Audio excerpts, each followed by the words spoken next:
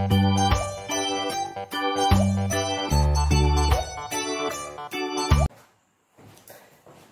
Students, कैसे हो।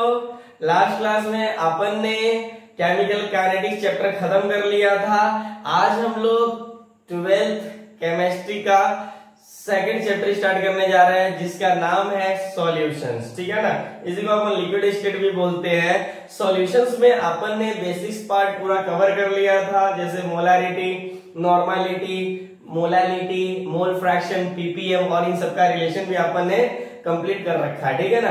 आज हम लोग बहुत इंपॉर्टेंट पार्ट स्टार्ट करेंगे सॉल्यूशन का, जिसका नाम है कोलिगेटिव प्रॉपर्टीज। बात समझ में आती है ना। ठीक, अगर कॉम्पिटिटिव मतलब जेई, नीट, एम्स या स्टेट बोर्ड या सेंट्रल बोर्ड अगर आपसे कहीं से क्वेश्चन पूछता है तो वो आपका है कोलिगेटिव प्रॉपर्टीज। 110% आपसे जो क्वेश्चन पूछा जाएगा इसी के अंदर से पूछा जाएगा। और एक बहुत ही इजी चैप्टर है, थोड़ा कॉन्सेप्चुअल है बट बहुत ही इजी चैप्टर है अगर आप कंटिन्यू लेक्चर को फॉलो कर रहे हो तो। ठीक, तो चलिए टाइम वेस्ट ना करते हुए अपन स्टार्ट करते हैं कोलिगेटिव प्रॉपर्टीज। नाउ स्टार्ट, सभी ध्यान दीजिएगा।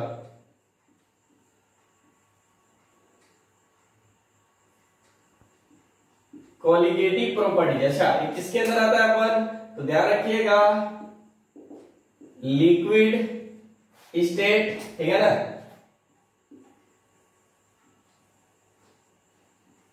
कोलिगेटिव प्रॉपर्टीज की बात करेंगे। ठीक है ना, बात समझ में आ रही है ना। चैप्टर कौन सा हमारा, सॉल्यूशन। बात समझ में आ रही है ना। चलिए तो अब आते हैं सबसे पहले कोलिगेटिव प्रॉपर्टीज होता क्या है। बात समझ में आ रही है ना कि कोलिगेटिव प्रॉपर्टीज होता क्या है। ठीक है ना, तो पहले यहां पर देखिए बात को समझिएगा, उसके बाद अपन लिखेंगे। ठीक है ना, जैसे मान लीजिए आपके पास एक कंटेनर है। ठीक है, एक कंटेनर है, इसके अंदर आपने कुछ सॉल्वेंट रखा है। ठीक है ना। अब देखिए जब आप देखिए यहां पर इसका अपना कुछ बॉइलिंग पॉइंट होगा, ठीक, इनकी अपनी कुछ प्रॉपर्टीज होगी। बात समझ में आ रही है ना। तो जब आप इसके अंदर NaCl, ठीक है ना, NaCl को ऐड करते हो। NaCl क्या है, नॉन वोलेटाइल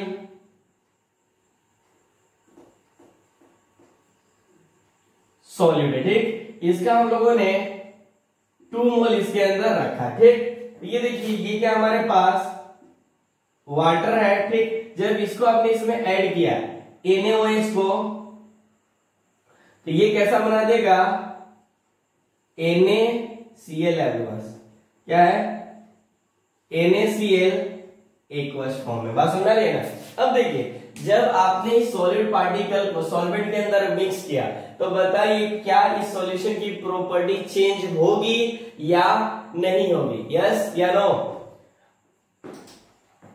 हाँ सुनील गुप्ता, ठीक ठीक ठीक, आप लोग बने रहिए। ठीक है ना, अगर कोई प्रॉब्लम हो तो आप लोग बताते रहिएगा, जिस कमेंट बॉक्स में आप लोग लिखते रहिएगा, या ऑलरेडी आप लोग इस पे भी आ सकते हैं, टेलीग्राम वगैरह पे भी हम लोग आ चुके हैं। ठीक है ना, तो उस वगैरह पे भी आप लोग डाउट क्लियर कर सकते हैं। ठीक है ना, DPPS ब्लॉक का हाइड्रोजन कंप्लीट। चलिए ठीक है, अच्छी बात है, बहुत अच्छी बात है कि 11th आप लोगों ने अच्छे तरह से कंप्लीट किया। मैंने एस ब्लॉक और हाइड्रोजन वगैरह जितने भी है उसमें मैंने एडवांस से भी थोड़ा सा ऊपर गया था। ठीक है ना, मतलब सबसे हाई लेवल का बुक जो कि जेडीए वगैरह है आपका, या BS ग्रेवाल है, या आपका क्वेश्चंस बन जाएगा आराम से। वेरी गुड, बना लिए। कोई डाउट, अगर डाउट हो तो हम लोग उसकी बात करेंगे अगली क्लास में। ठीक है ना, या अगर हो तो आप लोग इंस्टाग्राम पे डाल दीजिए, इंस्टाग्राम पे बोला सॉरी, टेलीग्राम पे। बात समझ आ रही है ना। चलिए तो यहाँ पर आप लोग कंटिन्यू कीजिए। ठीक है ना, लेक्चर एक भी छूटना नहीं चाहिए। बात समझ आ रही है ना, ये आपकी ईमानदारी जाने। ठीक है ना, पढ़ाई कर रहे हो या नहीं कर रहे हो। बात समझ आ रही है ना, वेरी गुड। और आप लोग भी बने रहिए। ठीक है ना, जितना पढ़ाया जा रहा है उस पॉइंट को समझिए। एक बार नहीं समझ में आ रहा है तो 2 बार समझिए। ठीक है ना, लेक्चर को रिपीट करके देख सकते हो कि क्या बोला गया है, क्या कॉन्सेप्ट दिया गया है। ठीक है ना, बहुत अच्छा रिस्पॉन्स है। इसी तरह से वीडियो का रिस्पॉन्स कीजिए, लाइक कीजिए, कमेंट कीजिए और शेयर कीजिए, साथ ही साथ सब्सक्राइब भी कीजिए, ठीक है ना, ताकि अच्छा लगे और बहुत लोगों के पास जा सके, ठीक है ना, जिनको काफी प्रॉब्लम होती है, ठीक है। चलिए, हम लोगों ने क्या किया कि ये जो कंटेनर इसके अंदर सॉल्वेंट है, हमने एक सॉल्यूट इसके अंदर डाला NaCl, ठीक। तो इनकी अपनी कुछ प्रॉपर्टीज थी, ठीक है ना। जैसे अपने सॉल्यूट इसके अंदर ऐड किया, ठीक है ना, तो बताइए इस सॉल्यूशन की जो प्रॉपर्टीज होगी वही होगी कि चेंज होगी? अरे चेंज होगी, जो भी वॉल्यूम बढ़ेगा चेंज करेगा ना। तो जो नॉन मतलब सॉल्यूट के कारण, नंबर ऑफ सॉल्यूट पार्टिकल के कारण जो इनकी प्रॉपर्टी चेंज हो रही है, ठीक है ना, इसी को क्या बोलते हैं अपन? Colligative property. यानी सॉल्यूशन के अंदर, बात समझ में आ रही है ना, सॉल्यूशन के अंदर number of particle of solute पे डिपेंड करता है, उसी को क्या बोलते हैं अपन? कॉलिगेटिव प्रॉपर्टीज बोलते हैं। बात समझ में आई? Very good. तो चलिए मैं इसी को लिखता हूं, ध्यान दीजिएगा साहब। Properties of solution which depend on the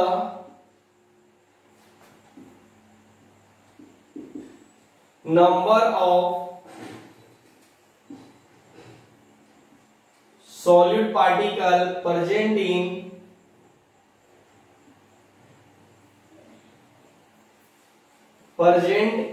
कहां पर? सॉल्यूशन इज कॉल्ड क्या चीज? इज कॉल्ड कॉलिगेटिव प्रॉपर्टीज, ठीक है। अब एक बात बताइए, जो कॉलिगेटिव प्रॉपर्टीज है वो किसके ऊपर डिपेंड कर रही है? नंबर ऑफ सॉल्यूट पार्टिकल पे। बात समझ में? तो इस स्टेटमेंट को भी लिख सकते हैं अपन। मिक्स हो गया कलर लगता है, ध्यान दीजिएगा।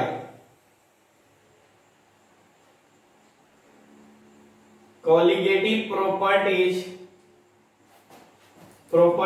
इज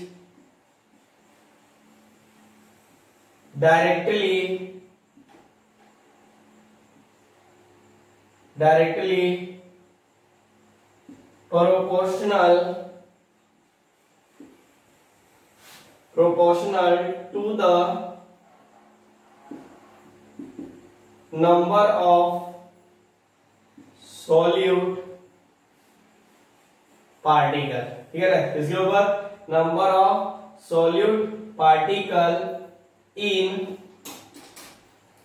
क्या चीज? इन द सॉल्यूशन के अंदर, ठीक है ना। यानी सॉल्यूशन के अंदर, ठीक है ना, जो नंबर ऑफ सॉल्यूट पार्टिकल है वो किसके ऊपर डिपेंड कर रहा है? कॉलिगेटिव प्रॉपर्टीज के ऊपर। इसी को अपन क्या बोलते हैं? यानी जो डायरेक्ट इसके ऊपर डिपेंड करेगा। बात समझ रहे हैं? ये समझिए ना, जो सॉल्यूशन के अंदर, ठीक है ना, बात समझिएगा, ये क्या है? सॉल्यूशन के अंदर जो आप number of solute particle add कर रहे हो, ठीक है ना, तो जो प्रॉपर्टी चेंज हो रही है किसकी वजह से हो रही है? नंबर ऑफ सॉल्यूट पार्टिकल की वजह से। इसी को अपन क्या बोलते हैं? Colligative properties. इसका मतलब ये हो गया कि जो कॉलिगेटिव प्रॉपर्टीज है वो किसके ऊपर डिपेंड कर रही है? नंबर ऑफ सॉल्यूट पार्टिकल, ठीक। बात समझ में आ रही है ना? तो ध्यान रखिएगा हमेशा कि कॉलिगेटिव प्रॉपर्टीज किसके ऊपर डिपेंड करेगी? नंबर ऑफ सॉल्यूट पार्टिकल्स, ठीक। अब बोलिएगा एक ही स्टेटमेंट को कितने बार लिखे? कोई बात नहीं, हर तरह से लिखा जाता है, ठीक है। बात समझ में आई? Very good. अब जो यहाँ पर कॉलिगेटिव प्रॉपर्टीज होती है मेनली चार तरह के आपको पढ़ने हैं, ठीक है ना। यही चार तरह का खत्म होगा, हमारा चैप्टर भी एंड हो जाएगा, सॉरी। तो देखिए कौन से चार पढ़ने हैं हमारे को, ठीक है ना, तो ध्यान दीजिएगा।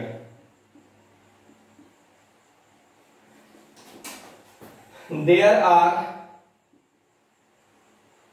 Four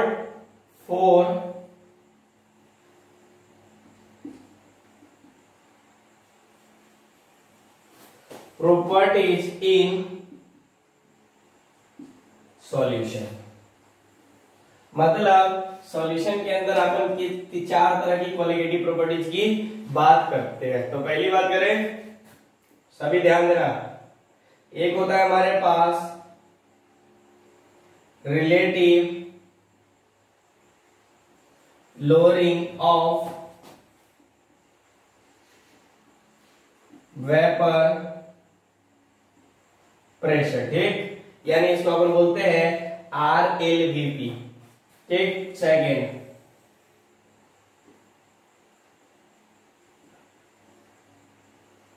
elevation of boiling point, ठीक। थर्ड हम लोग बात करते हैं डिप्रेशन ऑफ फ्रीजिंग पॉइंट, ठीक। फिर हम लोग फोर्थ की बात करते हैं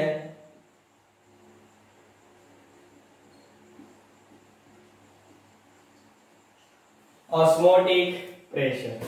किसकी बात कर रहा है? Osmotic pressure. मैं इसको शॉर्टकट में लिख देता हूं, VP, यानी रिलेटिव लोअरिंग वेपर प्रेशर, ठीक। मैं एक बात बताऊं कि ये जो चारों है, ये इन चारों की बात मैं बता रहा हूं, ठीक है ना।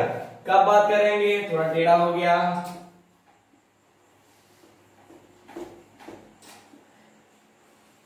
इन चारों की बात अपन करेंगे फॉर सॉल्वेंट, यानी किसके लिए बात करेंगे? सॉल्वेंट के लिए। कब बात करेंगे? जब, क्या बोली लू,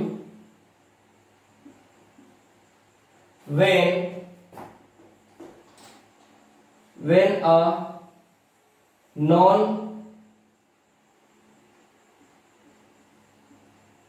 volatile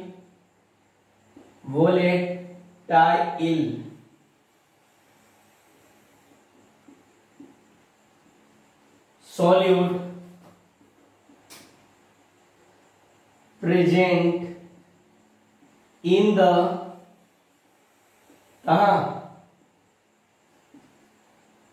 present in the solution. ध्यान दीजिएगा, कहां पर हो जाएगा कि या ऐसे कर दीजिए ना इसको, when a non volatile solute सबसे आसान है, solute added in the solvent, ठीक है ना, किसमें? एडेड इन द सॉल्वेंट, ठीक है ना।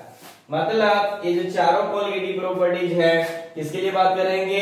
फॉर सॉल्वेंट के लिए। कब? जब नॉन वोलेटाइल सॉल्यूट को हमने ऐड कर रखा है किसके अंदर? सॉल्वेंट के अंदर। बात समझ में आती है ना? कोई दिक्कत? यस या नो? ठीक है। देखिए, अब आपके मन में एक चीज आ रहा है कि सर बोल रहे हैं नॉन वोलेटाइल। नॉन वोलेटाइल का मतलब क्या हो गया? नॉन वोलेटाइल का मतलब ये हो गया कि जिसका वेपर नहीं बनता है, जैसे चीनी हो गया, ठीक है ना, बहुत सारी चीज हो गया ना, जैसे चीनी वगैरह, ग्लूकोज वगैरह, इनकी बात कर रहे हैं, ठीक है ना। तो इन सब का वेपर नहीं बनता है, ठीक है ना, यानी वाष्प नहीं बनता है। हिंदी में बोला जाए तो वाष्प नहीं बनता है, यानी जिसका वेपर नहीं बनेगा उसको क्या बोलेंगे अपन? नॉन वोलेटाइल सॉलिड बोलेंगे। बात समझ में आती है ना? Very good. अब देखिए, और वोलेटाइल सॉलिड क्या हुआ? जैसे वाटर, इनका वेपर बनता है, ठीक है ना, तो ये सब क्या हो गया? वोलेटाइल। एक ऐसा हो जाएगा वोलेटाइल और एक ऐसा हो जाएगा नॉन वोलेटाइल। बात समझ में आती है ना? ठीक। अब देखिए, एक बात बताता हूँ, इन सबको थोड़ी देर एक नजर डालते इस पे। देखो, जैसे मान लीजिए ये आपके पास सॉल्वेंट है, वोलेटाइल है, ठीक। जब आपने नॉन वोलेटाइल डाला, ठीक, तो डाला तो पहले इनका बॉइलिंग पॉइंट कुछ और था, ठीक। जैसे आपने इसको डाला तो इनकी बॉइलिंग पॉइंट क्या हो जाएगी? डाउन हो जाएगी। तो देखो यहाँ पर बॉइलिंग पॉइंट बोला यहाँ पर क्या हो जाएगी? जब आपने इसको रखा तो वेपर प्रेशर क्या हो जाएगा? वेपर प्रेशर कम हो जाएगा। तो ये तो लिख रखा है ना, relative lowering of vapour pressure. मतलब पहले कुछ और था, जब आपने ऐड किया तो वेपर प्रेशर कम हो गया। एलिवेशन ऑफ बॉइलिंग पॉइंट, इससे बात कर सकते हो कि जैसे आपने एक नॉन वोलेटाइल सॉलिड रखा, तो पहले अगर मान लीजिए वाटर का बॉइलिंग पॉइंट 100 डिग्री सेल्सियस था, तो तो अभी कितना हो गया होगा, कुछ ना कुछ मानते हैं कि इसका वेपर नहीं बनता, लेकिन बॉइलिंग पॉइंट तो थोड़ा बढ़ जाएगा।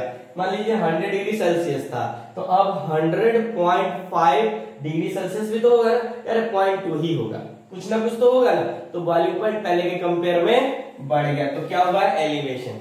अब देखिए जब आपने नॉन वोलेटाइल रखा तो फ्रीजिंग पॉइंट क्या हो जाएगा, बढ़ेगा कि घटेगा, ऑलरेडी घट जाएगा, ठीक। फिर देखिएगा हम लोग ऑस्मोटिक प्रेशर की भी बात करेंगे, लेकिन जब हमारा चैप्टर एंडिंग पॉइंट पे आएगा तब बात समझ में आती है ना, वेरी गुड। एक मैं और नोट लिखाना चाहता हूं, तो पहले रुक जाइए, एक नोट लिखते हैं अपन, याद रख लीजिए। अब देखिए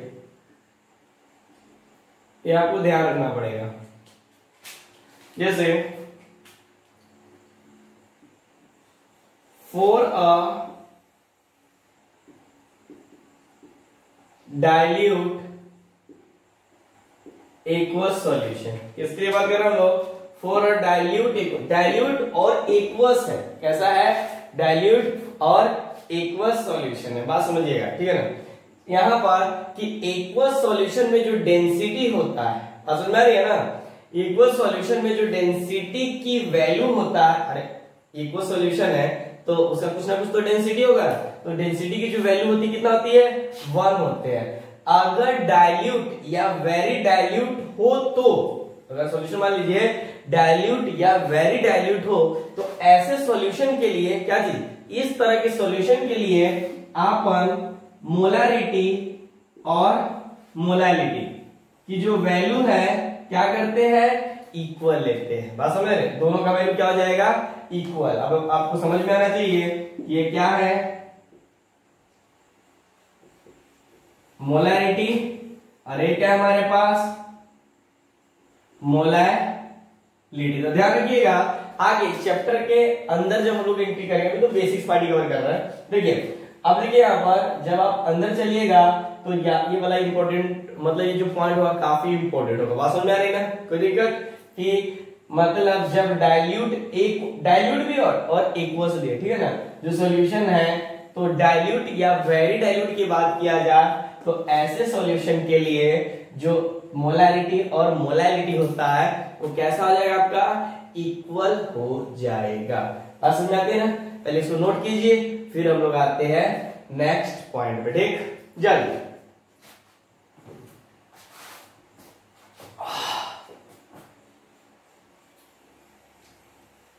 चलिए स्क्रीनशॉट ले लीजिए आप लोग।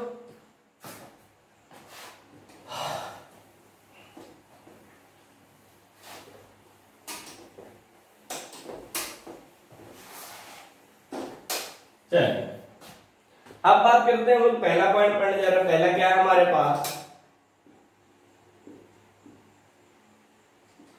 रिलेटिव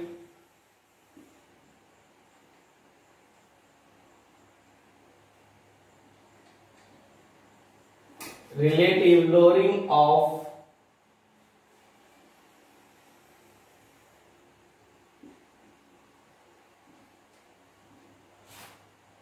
वेपर प्रेशर, ठीक है ना, इसको अपन शॉर्टकट में बोलते हैं RLVP, क्या बोलते हैं, RLVP भी बोलते हैं, ठीक। एक बात बताइए, इसको पढ़ने से पहले आपको छोटी सी बात, हालांकि लिक्विड स्टेट वगैरह आप लोग जब पढ़े होंगे, ठीक है ना, ये तो हम लोग कौन सा चैप्टर पढ़ रहे हैं, सॉल्यूशन ना, यानी क्वालिटेटिव प्रॉपर्टी पढ़ रहे हैं, ठीक। तो बात समझिएगा कि जब आप लिक्विड स्टेट पढ़े होंगे तो वहां पर वेपर प्रेशर के बारे में बताया होगा, नहीं तो जब मैं केमिकल इक्विलिब्रियम पढ़ा, याद कीजिए जब केमिकल इक्विलिब्रियम पढ़ाया था तो वहां पर भी वेपर प्रेशर की बात किया था, ठीक है ना। जो बच्चे नहीं पढ़े हैं वो यूट्यूब पे लिखे लिक्विड स्टेट या sorry chemical equilibrium by Rajiv Ranjan sir, आ जाएगा। अगर नहीं आएगा तो कुछ दिन में आपका अपलोड हो जाएगा, कमेंट बॉक्स में लिख दीजिएगा, वो अपलोड हो जाएगा। मे भी ये भी हो सकता है कि अपलोड हो चुका होगा, लॉक किया गया होगा, क्योंकि जब तक आप लोग वीडियो का डिमांड नहीं करते हैं लॉक ओपन नहीं होता है, बात समझ में आ रही है ना। चलिए अपन स्टार्ट करते हैं। तो लेकिन देखिए बहुत सारे ऐसे भी बच्चे होंगे जो नहीं पढ़े होंगे, क्योंकि मैंने आपको पहले ही बोल रखा है कि आपने 11th बर्बाद कर लिया है, ठीक है ना। तो मैं नहीं चाहता कि आप 12th भी बर्बाद कर लो, ठीक। तो इसलिए पूरी 12th की जिम्मेदारी मेरी बनती है कि उसके अंदर चाहे छोटा से छोटा पॉइंट क्यों ना है, 11th का पार्ट का वो सब हम लोग यहाँ पर कवर करेंगे, यानी उसकी बात करेंगे नहीं, ठीक है। मैंने ऐसे बोल दिया, कराया था, ठीक है ना। हो सकता है मे भी आप लोग को केमिकल इक्विलिब्रियम पढ़ने की जरूरत पड़ जाए, ठीक है ना। आयनिक तो मैंने खत्म ही कर दिया था ना, उसका सब वीडियो ओपन है, क्योंकि आयनिक इक्विलिब्रियम थोड़ा सा कॉन्सेप्चुअल चैप्टर है जिसमें बहुत सारे बच्चों को प्रॉब्लम होती है, इसलिए आयनिक इक्विलिब्रियम, एस ब्लॉक और हाइड्रोजन पूरा ओपन है, आप देखना चाहते हो तो देख सकते हो, ठीक है ना, बशर्ते लाइक और सब्सक्राइब के साथ। चलिए, तो हम लोग पहले बेसिक्स पार्ट को कवर करते हैं, इस पे आएंगे थोड़ी देर बाद। पहले बेसिक्स पार्ट को कवर करते हैं, किसको, वेपर प्रेशर, ठीक है ना। तो मुझे बताइए कि वेपर प्रेशर होता क्या है, वेपर प्रेशर होता क्या है। मैं सिंपल तरीके में बताऊं क्या, सिंपल तरीके में, तो देखो यहां पर सभी ध्यान देना, मैं आसानी से बता रहा हूं। देखो जैसे एक गिलास ले लीजिए, मैं ज्यादा बोलूंगा, आप लोग प्रैक्टिकल करना चाहते हो तो कर भी सकते हो, ठीक है ना। एक गिलास ले लो, वो कौन गिलास, शीशे वाली गिलास ले लो, ठीक है ना। उसके अंदर क्या करो, हाफ गिलास वाटर डाल दो, ठीक है ना, H2O डाल दो, यानी पानी डाल दो, ठीक। जैसे आप डालते हो फिर उसको ना ऊपर क्या करो, ढक दो, ठीक है ना, गिलास को ढक दो, ठीक।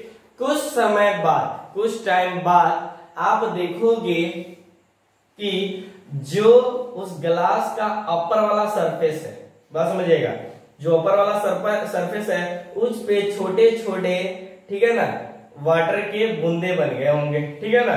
फिर कुछ टाइम बाद वो नीचे की तरफ मूव करेगा और क्या करेगा, बात समझिएगा, कि वो नीचे की तरफ मूव करेगा। तो मुझे बताइए, जो ऊपर मतलब गिलास है ना, गिलास, नहीं समझ में आया, मेरे पास तो गिलास भी नहीं है यहाँ लेवल, ठीक है ना। अरे गिलास समझो ना, ठीक है ना, गिलास है तो उसमें पानी है, आपने ऊपर से ढक दिया, ठीक है ना, बंद कर दिया, ठीक। अब देखिए कुछ टाइम बाद, ठीक है ना, आप देखोगे कि पानी इवेपोराइजेशन होकर, ठीक है ना, वेपर का रूप ले लिया, ठीक है ना। इवेपोराइजेशन से वेपराइजेशन, इन दोनों में डिफरेंस होता है, ठीक है ना, बात समझिएगा। तो ये लिक्विड से किसमें, गैस के अंदर कन्वर्ट हुआ, और वेपराइजेशन होकर वो कहीं ना कहीं, तो देखिए अब तो गिलास तो बंद है ना, अगर गिलास बंद है तो कहीं ना कहीं उस गिलास के वॉल पे ही होगा, जो वाटर यहां से निकला है, इवेपोराइजेशन हुआ है, ठीक है ना। तो ये क्या करता है, अपर वाले सरफेस पे सब जाकर चिपक जाता है। चिपकने का कहने मतलब इसके ऊपर लिक्विड क्या करता है, बात समझ में आ रही है ना, ठीक है ना, छोटे छोटे बूंदे बनाने लगते हैं, ठीक है ना। कुछ टाइम के बाद ये फिर से एक प्रोसेस करता है जिसका नाम है कंडेंसेशन, ठीक है ना। कंडेंस होकर वो नीचे की तरफ आता है। तो बात समझिएगा कि, और ये क्या होता है, दोनों एक बार क्या होता है कि एक तो नीचे से ऊपर की तरफ जा रहा है, और फिर ये ऊपर से नीचे की तरफ, मतलब एट इक्विलिब्रियम कंडीशन पे आ गया, बात समझ रही है ना। तो देखिए ध्यान से कि ये क्या कर रहा है, जब ऊपर की तरफ गया है, ठीक है ना, इस पॉइंट पे गया, इस सरफेस पे गया है, तो देखिए जब नीचे की तरफ आएगा तो कुछ ना कुछ प्रेशर जनरेट करेगा, ठीक है ना। तो इसी को क्या बोलते हैं, वेपर प्रेशर। नहीं क्लियर हुआ, कोई बात नहीं, तो पहले हम लोग यहां पर लिख लेते हैं, क्या बोल रहा हूं, यस लिख दो, प्रेशर। अच्छा, जब थोड़ा डायग्राम बनाकर बताया तो बहुत आसान होगा ना, वेरी गुड, ऐसे बोलो ना, exerted by the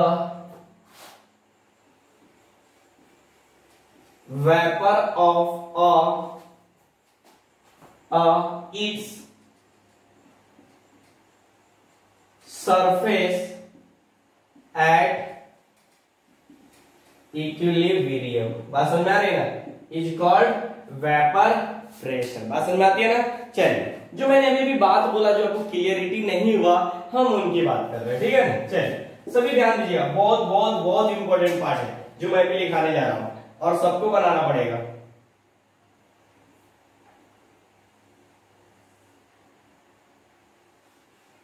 ये कंटेनर है हमारा,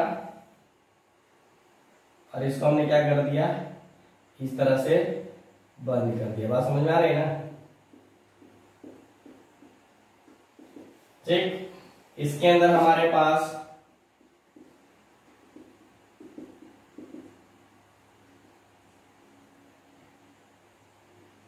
नॉन वोलेटाइल सॉल्यूट है, ठीक है ना। अरे अरे अरे अरे अरे अरे अरे सॉरी,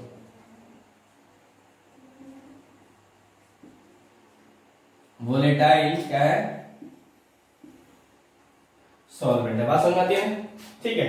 बस हमें कुछ नहीं करना है, बस यहीं तक इस बात को रखना है, ठीक। अब देखिए इस मतलब देखिए इसके अंदर जो मॉलिक्यूल होंगे तो बल्क में होंगे, बहुत सारे होंगे ना, बहुत सारी क्वांटिटी में होंगे, ठीक है ना। तो हम इनकी बात नहीं कर रहे हैं, हम इनकी बात कर रहे हैं, ये जो सरफेस पे है, ठीक है ना। बात समझ में आ रही है ना, ये निकाल, तो ठीक है ना।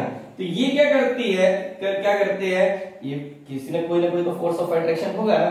बात समझिएगा, तो देखिए ये यहां से, बात समझिएगा, ये यहां से इसका, ये जिसका सरफेस है, क्या है, इसका सरफेस है, तो ये क्या करता है, यहां से इस पॉइंट को छोड़कर, बात समझिएगा, जो ये सरफेस पे मॉलिक्यूल है, ठीक है ना, इस सरफेस से निकलकर ये कहां आ जाता है, जो स्पेस खाली है वहां पर ये मॉलिक्यूल चलाता है। बात समझ आ रही है ना, ठीक है ना। तो यहां पर ये जो मॉलिक्यूल है किसके रूप में है, एक मान लीजिए इसको, ये लिक्विड के रूप में, ठीक है ना, लेकिन यहां पर आते किस में आ गया, गैस के रूप में आ गया, ठीक है ना। तो देखिए ये जो मॉलिक्यूल यहां पर, देखिए इसके अंदर तो चारों तरफ से अट्रैक्शन फोर्स लगा हुआ है, तो यहां से निकलना मुश्किल है। यहां पर क्या करता है, इस पोजीशन को छोड़कर, ठीक है ना, कहां पर चला जाता है, फ्री, अरे जो वैकेंट स्पेस है, ठीक है ना, यहां पर आ जाता है। बात समझ आती है,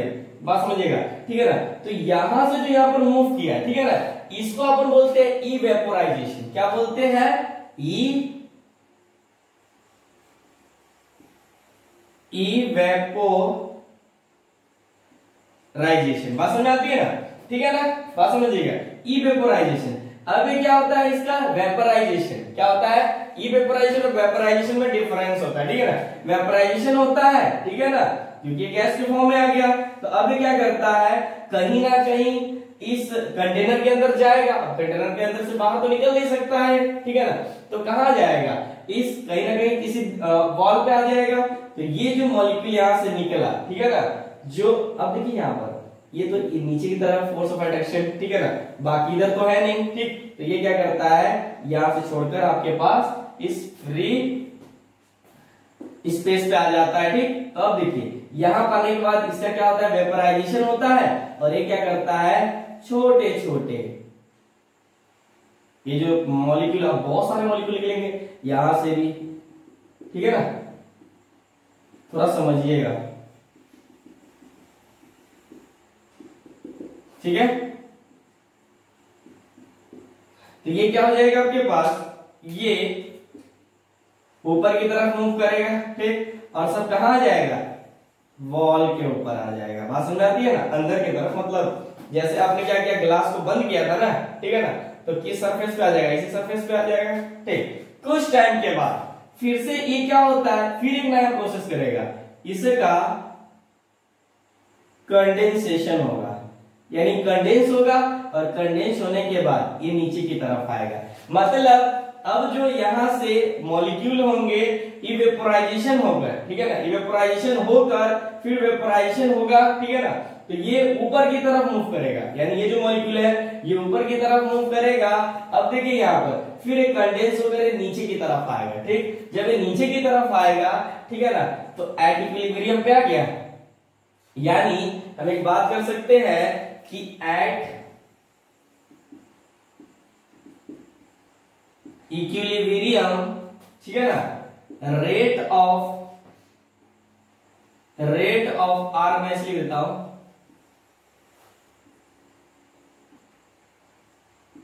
vaporisation is equal to rate of condensation. बात समझ आ रही है ना, बहुत इंपॉर्टेंट पॉइंट है, ध्यान रखिएगा। अब देखिए ये एट इक्विलिब्रियम पे आ गया, मैं अपने मन से थोड़ी ना बोल रहा हूं, बात समझिएगा, मैं अपने मन से थोड़ी ना बोल रहा हूं, ठीक है। इसके लिए हम एक्सपेरिमेंट करते हैं। एक्सपेरिमेंट कैसे करते हैं, तो ध्यान दीजिए, यहां पर हम लोगों ने क्या कर लिया, एक मोनोमीटर लेते हैं, ठीक है ना। मोनोमीटर क्या होता है, मेनली प्रेशर को मेजर किया जाता है। इससे क्या होता है, प्रेशर को मेजर किया जाता है, और एक यू शेप का होता है, जैसे देखो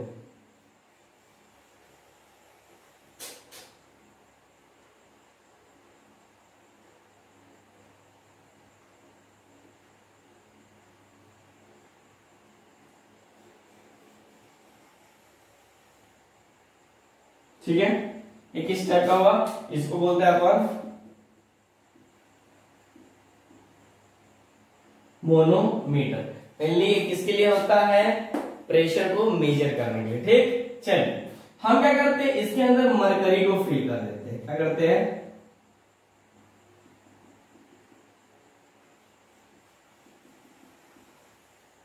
मरकरी को इसके अंदर हमने Hg को फिल, यानी मरकरी को फिल कर दिया, ठीक।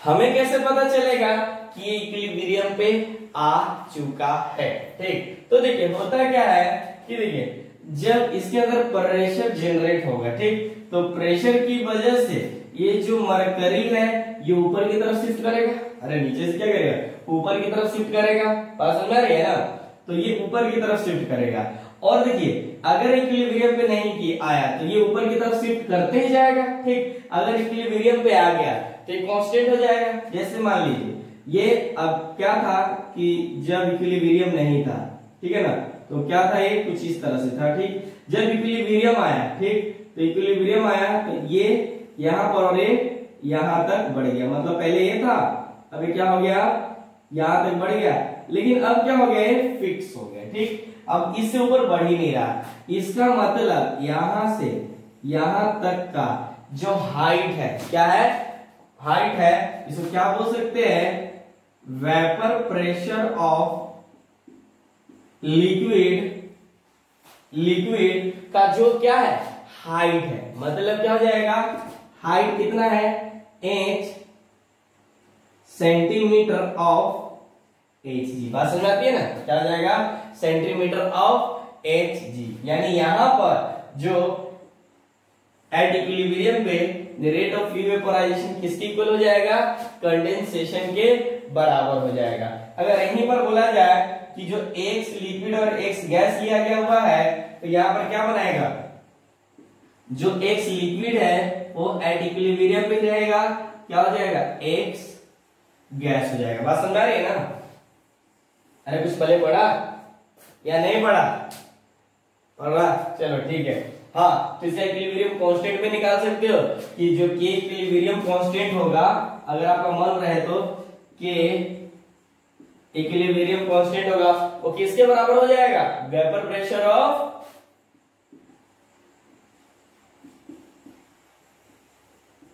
लिक्विड, ठीक है ना। बात समझ आती है ना, वेपर प्रेशर ऑफ लिक्विड, ठीक है ना, या प्रेशर ऑफ गैस की भी बात कर सकते हैं, ठीक। चलिए मैं यहाँ पर एक और पॉइंट बताना चाहता हूँ, हालांकि ग्राफ ड्रॉ कर सकते हो यहाँ पर, इनके लिए ध्यान दीजिए। तो अगर मान लीजिए मैं एक ग्राफ की बात करता हूँ थोड़ी सी, देखो यहाँ पर जैसे आपके पास, बात समझिएगा, यहाँ पर टाइम और रेट के बीच में, इसके बीच में आपके पास टाइम और रेट के बीच में हमें ग्राफ बनाना है, ठीक। तो एक बात बताइए, तो यहाँ पर जो इवेपोराइजेशन है और कंडेंसेशन की बात करते हैं, ठीक है ना।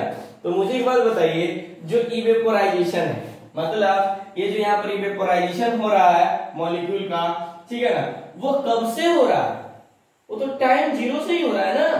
बात समझिएगा, टाइम जीरो से उसका ज्यादा है, ठीक। तो इसका मतलब उसका पॉइंट कहीं ना कहीं यहाँ पर होगा, किसका, रेट ऑफ इवेपोराइजेशन की बात कर रहे हैं। समझ में आ रही है ना, किसकी बात कर रहे हैं, रेट ऑफ इवेपोराइजेशन की बात कर रहे हैं, कि जब उसका टाइम जीरो था तभी कुछ ना कुछ इसका इवेपोराइजेशन होगा। अगर टाइम बढ़ते गया तो उसके ऊपर कोई फर्क नहीं पड़ेगा, ठीक।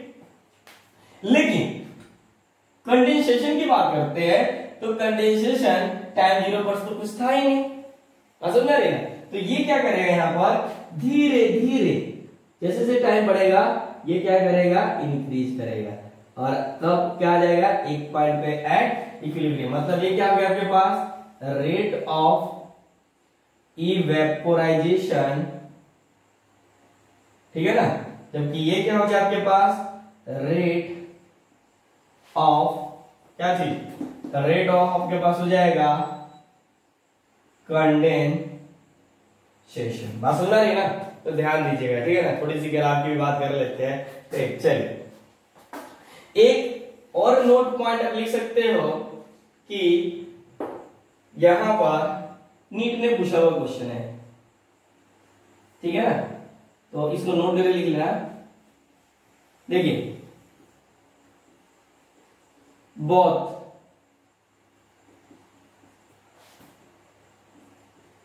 evaporization and condensation,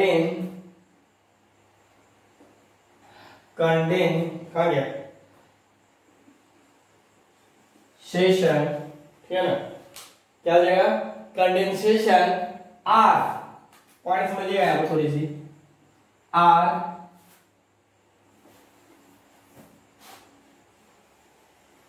surface phenomenon, ठीक है ना, मतलब सरफेस फिनोमेनन, मतलब अगर सरफेस एरिया बढ़ता है तो इवेपोराइजेशन और कंडेंसेशन बढ़ेगा, अगर सरफेस एरिया घटेगा तो ये दोनों भी क्या करेगा, घटेगा। बात सुन रही ना, कोई दिक्कत, बात समझिए, अगर कोई दिक्कत है तो बता सकते हो।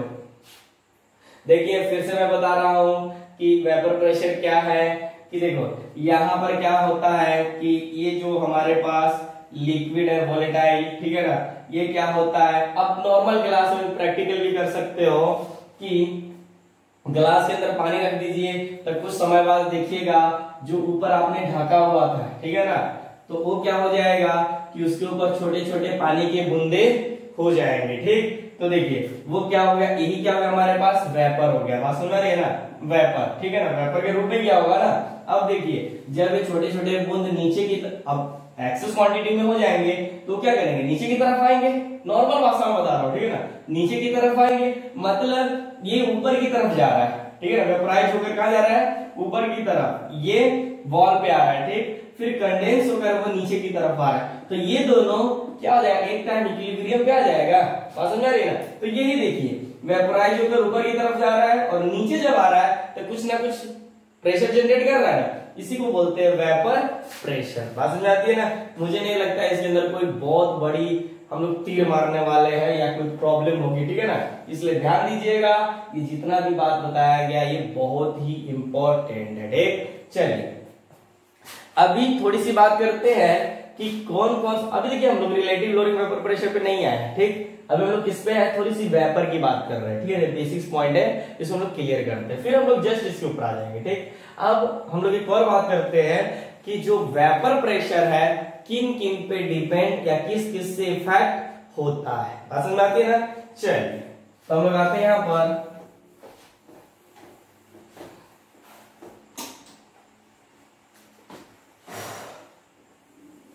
सभी ध्यान देना,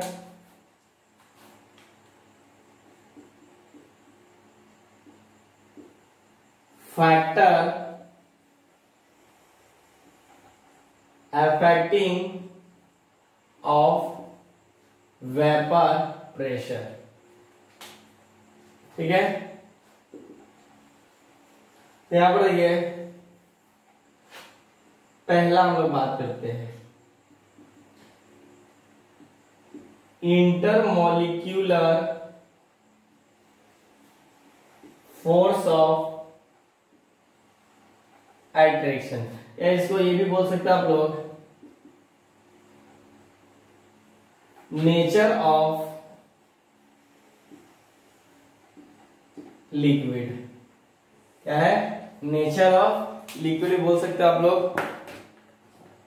देखिए इंटरमोलिकुलर फोर्स का मतलब इंटरमोलिकुलर फोर्स ऑफ अट्रैक्शन का मतलब क्या हो गया, सिंपल सा मतलब ये हो गया कि दो मॉलिक्यूल के बीच में जो अट्रैक्शन फोर्स है, ठीक है ना, उसे क्या बोल रहे हैं, इंटरमोलिकुलर फोर्स ऑफ अट्रैक्शन। बात समझिएगा, जितना ज्यादा फोर्स ऑफ अट्रैक्शन होगा उतना कम उसका वेपर बनेगा। बात समझ में आ रही है, समझो ना, जब मतलब ब्रेक ही नहीं होगा, मॉलिक्यूल का अट्रैक्शन ज्यादा होने की वजह से ब्रेक ही नहीं होगा, तो ब्रेक ही नहीं होगा तो वेपर बन ही नहीं पाएगा। तो हम लोग लिख सकते हैं इसको कि force of attraction between two molecule, नहीं इधर लिखो, two molecule is called intermolecular force of attraction। Attraction हो गया। एक और बात लिख सकते हैं, लोअर, अब बात समझिएगा यहां पर, यानी एक बात और, यानी called intermolecular force of attraction. अगर यहीं पर मैं बोल दूं, यहां पर दूसरा लाइन लिखिए, ग्रेटर द, दूसरा लाइन लिखिएगा, greater the intermolecular force of attraction, मतलब greater the intermolecular force of attraction than lower is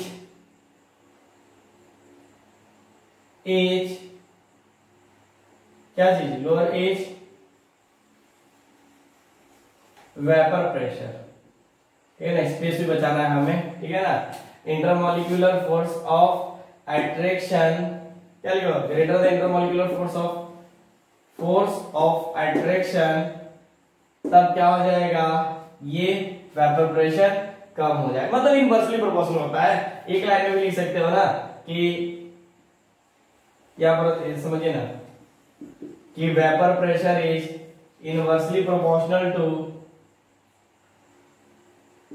intermolecular force of attraction, ठीक है ना, और समझना रहेगा, वेरी गुड। अब चलिए एक छोटी सी बात करते हैं कुछ एग्जांपल से, ठीक है ना।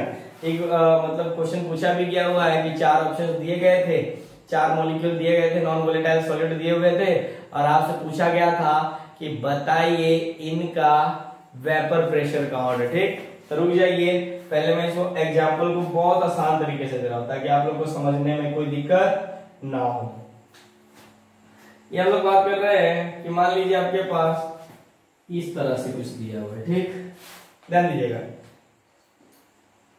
तो ये आपके पास दिया हुआ है ग्लिसरॉल,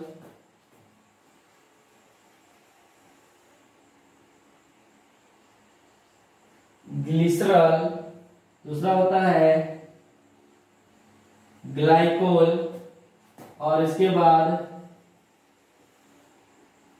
वाटर, अल्कोहल,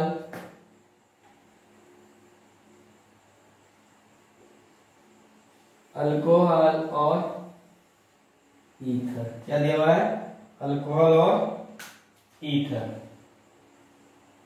समझ में। तो इसमें आपको बताना है कि किसका अट्रैक्शन फोर्स ज्यादा होगा, तभी तो आप लोग निकाल सकते हो ना। देखो, इसका 1 होता है, इसका 2 होता है, इसका 3 होता है, और इसका 4 होता है, इसका 5 होता है। सबसे ज्यादा किसका होता है, इसका। अब मेरे बात है, आपको स्ट्रक्चर भी बनाना आना चाहिए। तो देखिए यहां पर 3 तरह का होता है, 1 2 3। तो यहाँ पर OH और OH, यानी यहाँ पर H2H और AH था, ठीक। इसके बाद ग्लाइकोल की बात करते हैं, CH2OH, फिर आपके पास हो जाएगा CH2OH। वाटर तो आप जानते ही हो, नाम तो सुने ही होंगे, अल्कोहल CH3OH, और ये जो होता है आपके पास C2H5O C2H5। बात समझा रही ना, ये ईथर हो गया, मतलब ये ग्लिसरॉल हो गया। इसके बाद ये ग्लाइकोल, ये वाटर, क्योंकि वाटर के अंदर 4 हाइड्रोजन बॉन्ड होते हैं, ठीक, यही आपके पास अल्कोहल, और एक क्या हो गया हमारे पास ईथर। बात समझ में आती है ना, कोई दिक्कत, समझ जाइएगा हमेशा। 1 2 3 4 5। तो सबसे ज्यादा वेपर प्रेशर किसका बनेगा बताइए? सबसे ज्यादा, ये देखो इसका तो इंटरमोलिकुलर फोर्स ऑफ अट्रैक्शन ज्यादा होगा ना, अल्कोहल ज्यादा है, इसलिए सबसे ज्यादा इसका वेपर बनेगा, जिसका इंटरमोलिकुलर फोर्स ऑफ अट्रैक्शन सबसे कम होगा। बात समझ में आती है ना। और याद रखिएगा कि जो इंटरमोलिक्यूलर फोर्स ऑफ अट्रैक्शन है, ठीक है ना, वो अगर बढ़ता है, ठीक, तो जो वेपर प्रेशर आपका वो घटेगा। बात समझ आ रही है ना, इसको ध्यान रखिएगा। हालांकि इसी बात को हम लोगों ने 2-3 बार रिपीट किया था। अब देखिए आपके पास 4 ऑप्शन दिए गए थे कि इसका ऑर्डर बताने के लिए, ये दिया था, ये दिया था, ये दिया था, ये दिया था। तो इसमें आपको बताना था कि वेपर प्रेशर का ऑर्डर क्या होगा। तो क्या होगा, सबसे ज्यादा इसका, उसके बाद इसका, उसके बाद इसका, और सबसे कम इनका हो जाएगा। बात समझ में आती है ना। हाँ, इंटरमोलिकुलर फोर्स ऑफ अट्रैक्शन का पूछा जाए तो सबसे ज्यादा इसका, उसके बाद इसका, उसके बाद इसका, और इसके बाद इसका हो जाएगा, ठीक है ना। थोड़ा लंबा लेक्चर हो रहा है, तो हम लोग फैक्टर फैक्टरिंग का एक पहला नंबर पार्ट पढ़ लिया है, ठीक। अगले क्लास में अपन इनका दूसरा स्टार्ट करेंगे, दूसरा, उसके बाद हम लोग क्या करेंगे, direct relative lowering vapour pressure पे आ जाएंगे। बात समझ में आती है ना। चलिए, ओके, थैंक यू।